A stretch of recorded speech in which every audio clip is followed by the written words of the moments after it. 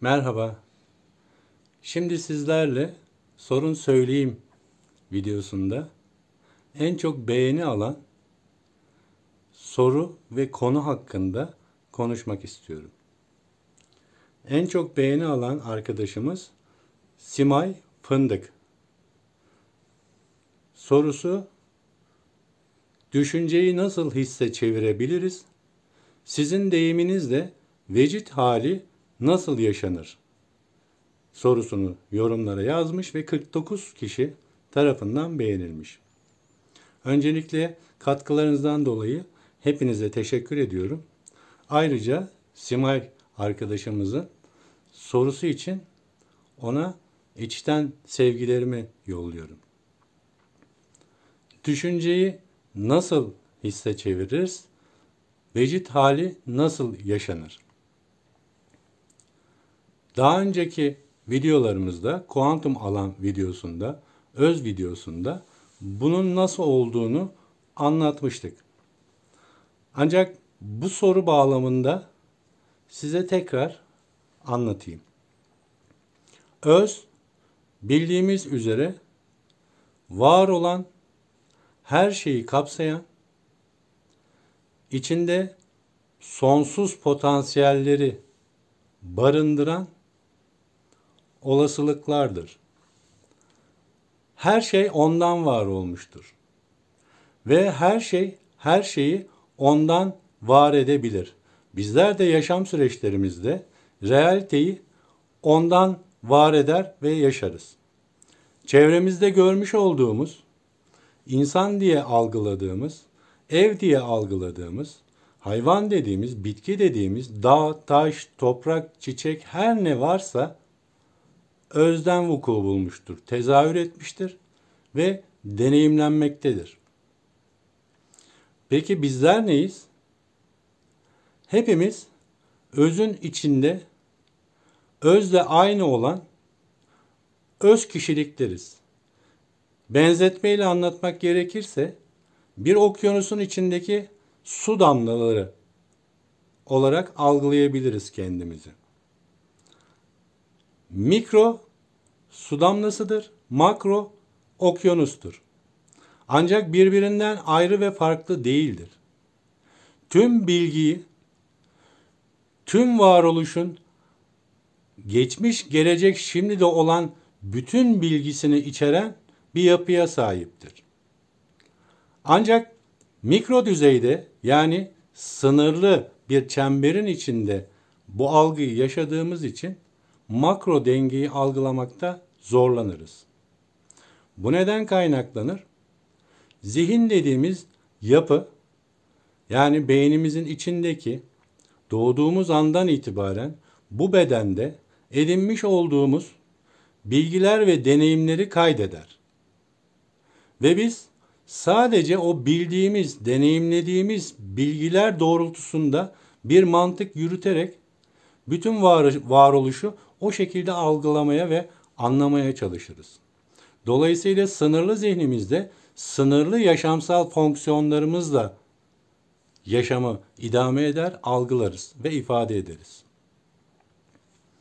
Peki, düşünce dediğimiz şey ne şekilde oluşur?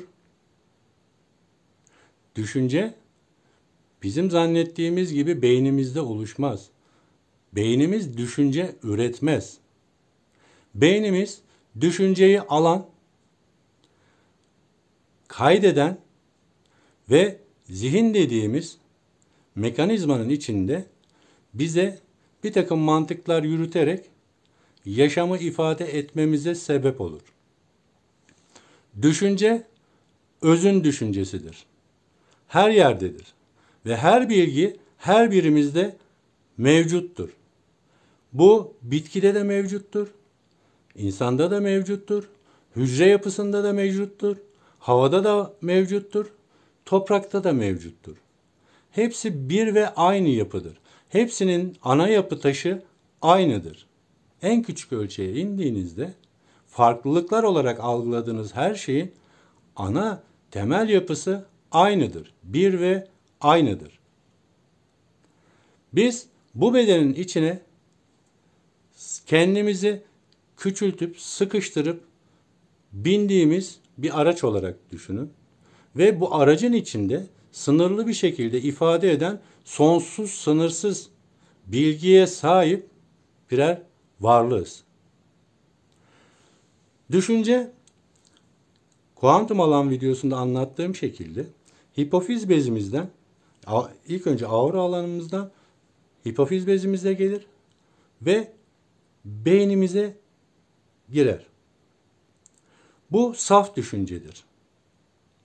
Bu saf düşünceyi yargılamadan, ölçüp tartmadan, uzun kısa, güzel çirkin, kötü, iyi vesaire gibi yargılamalara tabi tutmadan olduğu gibi alırsak, saf düşünce direkt bedenimizde hissettiğimiz, titreşim olarak algıladığımız bir hisse dönüşür.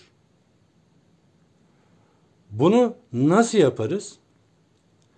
Bunun farkında olarak, düşünce girdiği anda zihnimizdeki o kısıtlı bilgilerle yargılamadan olduğu gibi düşünceyi alırken onu bedenimizde fark ettiğimizde onun titreşimini, onun farklılığını bedenimizde yarattığı değişimi hissettiğimizde onu algılamaya başlamışızdır.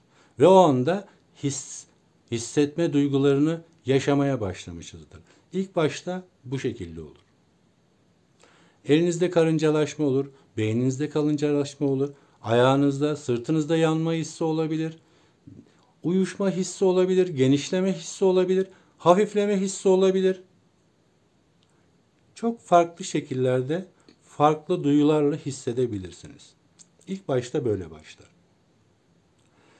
Zaman süreçleri içinde bu deneyiminizi daha da arttırdıkça, yani gelen saf düşünceyi yargılamadan, onun olduğu gibi neyse o şekilde görerek, olduğu gibi kabul ederek beynimize aldığımızda hipofiz bezimiz daha da açılmaya başlar. Dolayısıyla hipofiz bezinin salgılamasının artmasından kaynaklı beynimizin kullanmadığımız daha farklı bölümleri, daha yoğun enerjilerin girebileceği bölümler açılmaya başlar. Ve biz bedenimizde daha yoğun titreşimleri, yani o düşüncenin frekansını, titreşimini hissetmeye başlarız. İlerledikçe bunu tat olarak, duyu olarak, müzik olarak, görüntü olarak, ışık olarak, renk olarak, değişen renkler olarak artarak çoğalan farklı his ve duygular şekilde hem görsel hem hissel şekilde algılamaya başlarız. Form düzeyinde yargıları kaldırdığımızda daha önce ötekileştirdiğimiz, farklılaştırdığımız, o şekilde algıladığımız var olan her şeyin aslında bir ve bütün olduğu algısını fark etmeye başlarız. Ağaç dediğimiz şeyin aslında bizimle aynı yapı taşında olduğunu, bizimle aynı olduğunu fark ederiz. Taş dediğimiz bir şeyin aslında temel yapı taşının bizimle aynı olduğunu, bizden farklı olmadığını, bizimle bir ve bütün olduğunu hissetmeye başlarız. Ve onun titreşimini hissetmeye başlarız. O titreşim bilgisini kendi varoluşumuzda, ilk önce bedenimizde ve bedenimizin dışında auramızda hissetmeye başlar. Bunu yankılar şeklinde dışarıya ve dışarıdan içeriye sürekli geri bildirim şeklinde dağılıp toplandığını hissetmeye başlarız. Bu belli zaman süreçlerinden sonra içinizde muhteşem bir sevinç, ona karşı muhteşem bir hayranlık uyanmaya başlar. Bu hayranlıkla birlikte bedeniniz genişlemeye başlar. Onun titreşimini hissetmeye başlar. Bedeniniz adeta yerinden kaynar su gibi fokurdamaya başlar. Genişlemeye başlar. Bunu hissetmeye başlarsınız. Sırtınızda bir şeyler olur, ellerinizde bir şeyler olur, başınız uyuşmaya başlar. Adeta sarhoş olmuşsunuzdur. Kendinizden geçmeye başlamışsınızdır. Ve Her şeyle bir ve bütün olduğunuzda halının frekansını hissedersiniz. Cümlelerle ya da görüntüyle değil, his olarak kendinizde, içinizde onun titreşimini hissedersiniz. Rüzgarın titreşimini hissedersiniz. Güneşin titreşimini hissedersiniz. Ve bu şekilde devam ettikçe hipofiziniz daha da açılmaya başlar. Ve beyninizin diğer kullanmadığınız bölümleri açıldıkça daha yüksek frekanslı düşünceleri çekmeye başlar. Ve özün zihninde olan, yani akaşik kayıtlar ya da ahit sandığı ya da levh-i mahfuz denilen bütün bilgileri içeren düşünceler bu bedeninize beyin vasıtasıyla akmaya başlar. Ve o aktıkça kendinizden geçersiniz. Tarif edemeyeceğiniz hiçbir sözcüğe sahip olmayan hisler ve duygular içine girersiniz. İşte vecid hali budur. O yüzden anda kaldığınızda, yargıyı bıraktığınızda saf düşüncenin sizin beyninizden bedeninize girmesine izin verirsiniz. Saf düşünceye izin verdiğinizde bedeninizde onun titreşimini hissedersiniz. İşte bunu hissettiğiniz anda düşünceyi hisse çevirmiş olursunuz. Az önce anlattığım gibi bu süreçlere devam ettiğinizde her şeyin aynı, bir ve bütün olduğunu benimsediğinizde, kabul ettiğinizde zihniniz de buna izin vermeye başlayacaktır.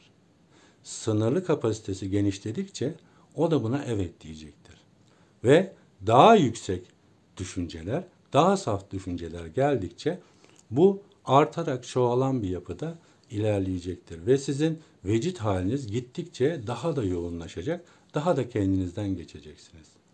Bu kelimelerle anlatılamayacak bir şey. Bunu yapın, yargıyı bırakın ve bunu adım adım yaşamaya başladığınızı göreceksiniz.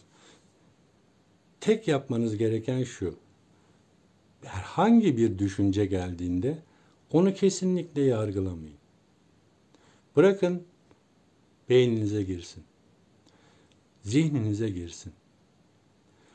O giriş anında onu bedeninizde fark edin. Bedeninizin herhangi bir yerinde onun titreşimini hissedeceksiniz. Hissettiğiniz anda düşünceyi hisse çevirmiş olursunuz. Bu güzel sorusu için arkadaşımıza tekrar teşekkür ediyorum. Katkılarınız için hepinize teşekkür ediyorum. Eğer bu videoyu beğendiyseniz lütfen beğen tuşuna tekrar basın. Yorumlar kısmına sorunuz ya da herhangi bir konu varsa lütfen onu yazın. Daha sonra tekrar herkes birbirinin yorumlarını okuyarak beğen tuşuna basarsa bir sonraki sorun söyleyin videosunu en çok beğenilen yorum içindeki soru ya da konu hakkında yapacağız. Katkılarınız için hepinize teşekkür ederim. Varlığın varlığımdır.